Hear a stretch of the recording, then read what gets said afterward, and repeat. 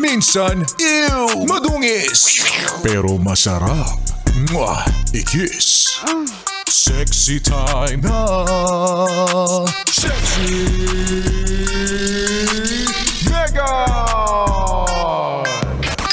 Sana ngayong 2025 maging parang katulad ka ng kanta na yan. Yes, friend.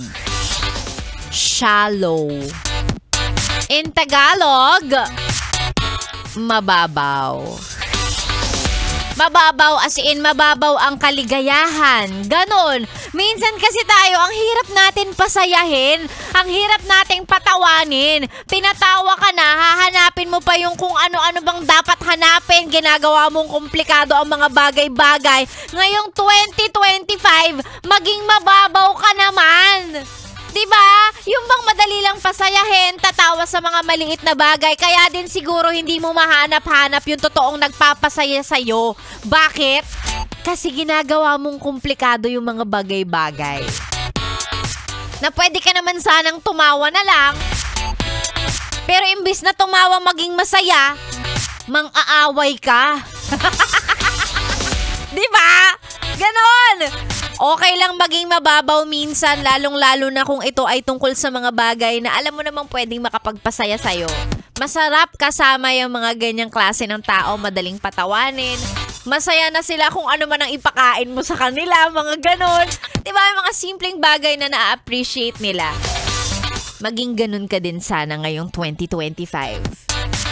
Mababaw, appreciative, yan, grateful. Mas dumarating sa atin, mas nag-multiply, mas dumadami yung mga bagay na ipinagpapasalamat mo. Eh ikaw, ano ka? Ingrata ka kasi. Wala ka kasing utang na loob. O, tingnan mo. Ano nangyayari sa'yo? Diba? Magpasalamat sa mga maliliit na bagay. Maging mababaw, as in madaling patawanin. Parang bata, diba? Masaya na sa maliit na bagay o kung ano mang iabot mo. Madaling patawanin. Dapat ganun ka din. Para mahanap mo na yung totoong magpapaligaya sa'yo. Ikaw kasi. Tapos magre-reklamo ka, ang lungkot-lungkot ng buhay ko. Kasalanan mo yan. Kasalanan mo yan. Happiness is always a choice. Yun lang ang akin.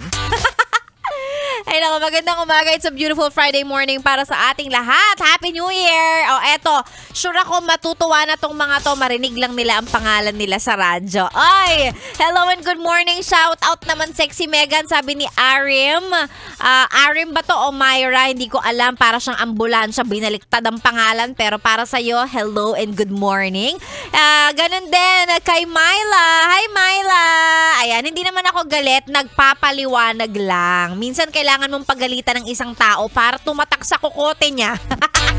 Kung ano yung sinasabi mo. Si Chris Riel, sabi niya pakibati naman ang mga mothers group ko sa Barangay Salcedo 2, Noveleta, Cavite. Magandang umaga sa inyo dyan. Ganun din kay Noel Elustre, pati na rin kay Julo Love at Teodoro. Ayan, yung mga anak niya nakikinig sa atin. Ganun na rin kay Tide Belna, sabi niya pa shoutout naman Sexy Megan, listening from San Andres. Magandang umaga po sa inyo. Ang mga pa shoutout, babasahin pa mamaya, isend lang sa ating Facebook page, DJ Megan Yes FM. Sexy Megan po ang niyong kasama dito lang sa 101.1 Yes FM. Solid!